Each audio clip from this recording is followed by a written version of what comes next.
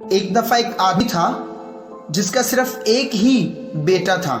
اس نے اپنے بچے کی پرورش کی اور اپنے پورے دل سے اس سے محبت رکھتا تھا کیونکہ اس کے پاس کوئی اور بیٹا نہیں تھا.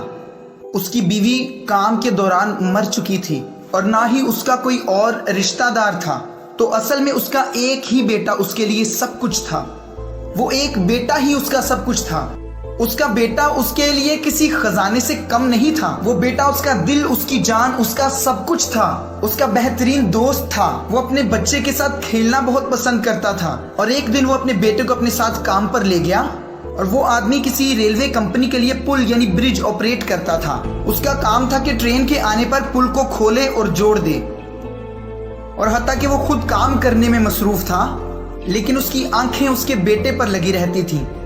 اس نے اپنے بیٹے کو دریا کے پاس مچھلی پکڑتے ہوئے دیکھا تو اس نے سوچا کہ میں کیوں نہ مشینوں کو چیک کر لوں ایک بار کہ وہ ٹھیک سے تو کام کر رہی ہیں.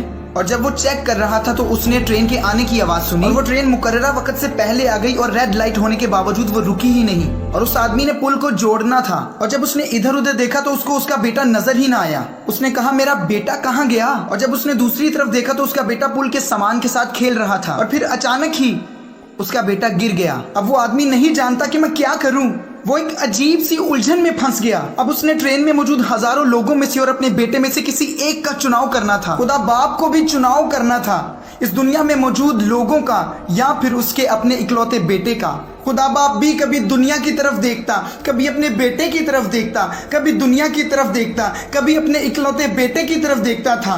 اور پھر خدا باپ نے اپنے اکلوتے بیٹے کو چھوڑ دیا یعنی یسوع مسیح جو کہ صلیب پر تھا اور اس نے دنیا کو چنا. اس نے آپ کو اور مجھے چنا. جب اس کی آنکھیں آپ دیدہ تھی اس نے لیور کو نیچے کر دیا اور اس نے اپنے بیٹے کو قربان کر دیا. خدا رو رہا تھا جب اس کا بیٹا درد سے چلا رہا تھا، اے میرے خدا، اے میرے خدا، تو نے مجھے کیوں چھوڑ دیا؟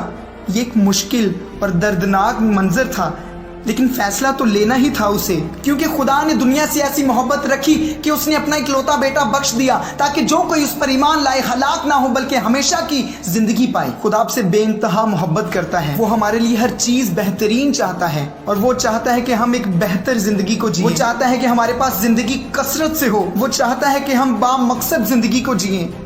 لیکن ہم اتنے مصروف ہیں کہ ہم نے بہتر زندگی کو پس پشت ڈال دیا ہے. ہم نشوں میں مصروف ہیں، یہاں وہاں سونے میں مصروف ہیں. ہم سو رہے ہیں اور زندگی ٹکڑے ہو رہی ہے. یہ وہ زندگی نہیں ہے جو خدا ہمارے لیے چاہتا ہے. یہ وہ زندگی نہیں ہے جس کے لیے یسوع مسیح نے صلیب پر قیمت ادا کی ہے.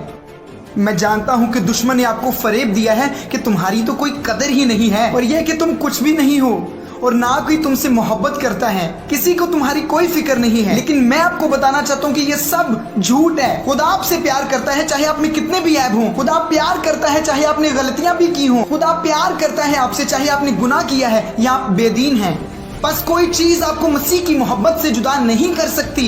نہ موت اور نہ زندگی، نہ فرشتے نہ بدروہیں، نہ حال اور نہ مستقبل، نہ اونچائی نہ گہرائی. ساری تخلیقات میں سے کوئی چیز بھی ہمیں کبھی مسیح کی محبت سے جدا نہیں کر سکتی. کچھ بھی نہیں، کوئی ایسی چیز نہیں جو آپ کو مسیح کی محبت سے جدا کر دے. پیارے دوستو، خدا آپ سے محبت کرتا ہے. وہ آپ کے بارے میں سوچتا ہے اور وہ ہر وقت آپ کو دیکھتا رہتا ہے اور وہ چاہتا ہے کہ وہ آپ کی زندگی آپ کے ذریعہ سے جیے. وہ آپ کے ساتھ اصولوں میں نہیں رشتے میں رہنا چاہتا ہے. وہ آپ کے اندر ہے اور آپ کی زندگی کا حصہ بننا چاہتا ہے. سو برائے مہربانی اسے آپ میں جینے دیں، اسے ایک موقع تو دیں. اور میں وعدہ کرتا ہوں آپ کی زندگی کبھی بھی سیم نہیں رہے گی. Curse of lawlessness fell on Jesus. He exhausted all of God's judgment and cried, "It is finished!"